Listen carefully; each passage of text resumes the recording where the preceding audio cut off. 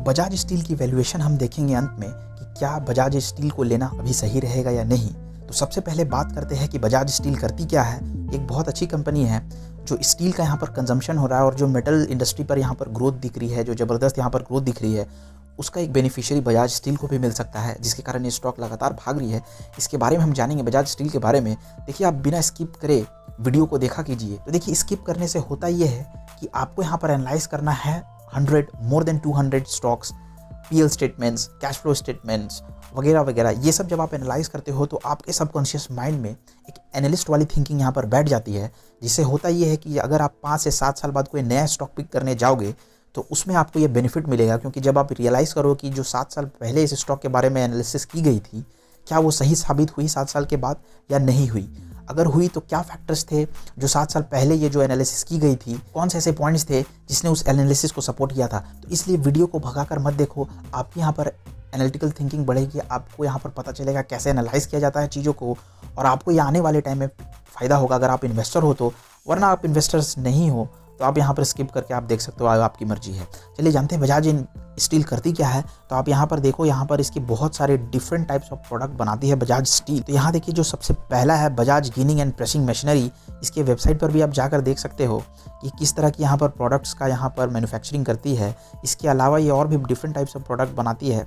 आप इसके वेबसाइट में एक बार ध्यान से देखना, Bajaj continental machinery, cotton trading, Bajaj power transmission products, speciality conveyors, electrical panels and accessories. तो यहाँ पर wide variety of product catalogue दिख रही है बजाज स्टील इंडस्ट्रीज की। अब देखते हैं, बात करते हैं इस कंपनी की फंडामेंटल्स की। फंडामेंटल से पढ़ने से पहले आपको यहाँ पर स्टोरी पकड़ना है किसी स्टॉक का, कि वो स्टोरी लॉन्ग टर्म तक सस्टेन करने वाली है या नहीं। क्योंकि बिना स्टोरी पकड़े आप देखिए स्टॉक पर टिक नहीं सकते हैं, क्योंकि जब वो नीचे आने लगेगी तो आपको लगने लगेगा डर, क्योंकि उसमें आप अपने खुद से यहाँ पर एनालिसिस नहीं किए हो, आप दूसरों की बोरोड कन्विक्शन पर जा रहे हो, तो आपको यहाँ पर लगेगा यहाँ डर जब स्टॉक नीचे आएगा। इसलिए मैं इस चैनल पर different types of mid caps and small cap से जुड़ी कंपनीज लाता हूँ, बहुत अच्छी अच्छी कंपनी जिस पर आप इन्वेस्ट कर सकते हो। बट इन्वेस्ट करना और ना करना ये आपका डिसीजन होना चाहिए। फाइनली आपको भी थोड़ा सा यहाँ पर ड्यू डिलिजेंस करना होगा, तभी आप जाकर आगे जाकर एक बढ़िया और सक्सेसफुल इन्वेस्टर्स बन सकते हो। हम पीई का भी यहाँ पर अभी वैल्यूएशन देखेंगे कि करंट पीई पर लेना सही रहेगा या नहीं, और पीई को यहाँ पर फ्यूचर पीई को हम डिस्काउंट करने वाले हैं प्रेजेंट वैल्यूएशन के मुकाबले में। उससे पहले बात करते हैं मार्केट कैप की। तो 409 करोड़ का यहाँ पर कंपनी की मार्केट कैप है, करंट प्राइस 787 की दिखा रही है, स्टॉक का पी है 9.89, book value is 238, ROC ROE ज़बरदस्त है 24% के अराउंड एंड 26% के अराउंड रेस्पेक्टिवली। डेट कंपनी पर ना के बराबर 43 करोड़ का है। Free cash flow company generate कर रही है 23 करोड़ की। प्लेज परसेंटेज बिल्कुल जीरो है, डेट टू इक्विटी 0.35, इंडस्ट्री की पीई है 16 एंड प्रॉफिट ग्रोथ यहाँ पर दिख रहा है हमें 68%। क्वार्टरली रिजल्ट्स की तरफ एक बार ध्यान देना। तो क्वार्टर में कंपनी ने यहाँ पर कैसे जंप कराया है, जून 2018 की डेटा को देखो, आप सेल्स को देखो, तो यहाँ पर 67 करोड़ का यहाँ पर सेल्स करती थी कंपनी, और बीच में मार्च 2020 एंड जून 2020 की देखो तो यहाँ पर सेल्स डिक्रीमेंट हुई, और फिर दिसंबर में अच्छे तरीके से यहाँ कंपनी ने ग्रोथ दिखाया। और अभी हमें लेटेस्ट डेटा नहीं मिली है क्योंकि कंपनी ने अपना रिजल्ट अनाउंस नहीं किया, और यहाँ पर ओपीएम भी कंपनी की अच्छा निकल कर आ रही है, जो कि ऑपरेटिंग प्रॉफिट मार्जिन बताता है कंपनी की मैनेजमेंट किस तरह से काम कर रही है, कोर बिजनेस से कितना मार्जिन यहाँ पर कलेक्ट कर रही है, रिटेन कर रही है कंपनी। और इंटरेस्ट यहाँ पर 2 करोड़ का है, डिप्रिशिएशन भी 2 करोड़ का, बहुत अच्छी बात है। कंपनी पर ज़्यादा डेट नहीं है, इसलिए हमें इंटरेस्ट देखने को कम मिल रहा है, और डिप्रिशिएशन भी अच्छी खासी कम ही है, बहुत बढ़िया बात है। नेट प्रॉफिट की बात करेंगे तो यहाँ पर 2 करोड़ से कंपनी ने जंप कराया 18 करोड़ की नेट प्रॉफिट तक। ईपीएस को हम बाद में देखेंगे कैसे हम यहाँ पर डिस्काउंट करने वाले हैं फ्यूचर वैल्यूएशन को प्रेजेंट वैल्यूएशन के मुकाबले में। उससे पहले बात करते हैं प्रॉफिट एंड लॉस स्टेटमेंट की। मार्च 2013 में देखिए 284 करोड़ की कंपनी सेल किया करती थी, फिर कंपनी ने यहाँ पर इंक्रीमेंट कराया, एंड फिर देखिए 2 ईयर में बीच में 2017 और 2018 में यहाँ पर थोड़ा डिक्रीमेंट देखने के लिए हमें मिला, एंड देन मार्च 2020 में 414 करोड़ की हमें इंक्रीमेंट देखने के लिए मिली है। देखिए मेटल सेक्टर क्या होता है कि ये भागता है तो भागता चला जाता है, बट एक समय के बाद इसमें थोड़ा सा यहाँ पर कंसोलिडेशन फेज आ जाता है, क्योंकि अभी देखिए मेटल उतना अच्छा परफॉर्म नहीं कर रहा था, बट कुछ दिनों से कुछ महीनों से यहाँ पर अभी मेटल सेक्टर से आपके फेरस नॉन फेरस जो हुए स्टील की हुई कंपनीज ये बहुत अच्छा परफॉर्म करने लगी है। रीज़न बस यही है, यहाँ पर जो बेनिफिशियरी है कंजम्पशन यहाँ पर चाइना का यहाँ पर स्टील के मामले में बढ़ रहा है, और इंडिया बेसिकली खुद यूज़ नहीं करती है, बेसिकली एक्सपोर्ट पर यहाँ पैसे बनाती है इंडिया स्टील से या जो भी मेटल सेक्टर से, राइट।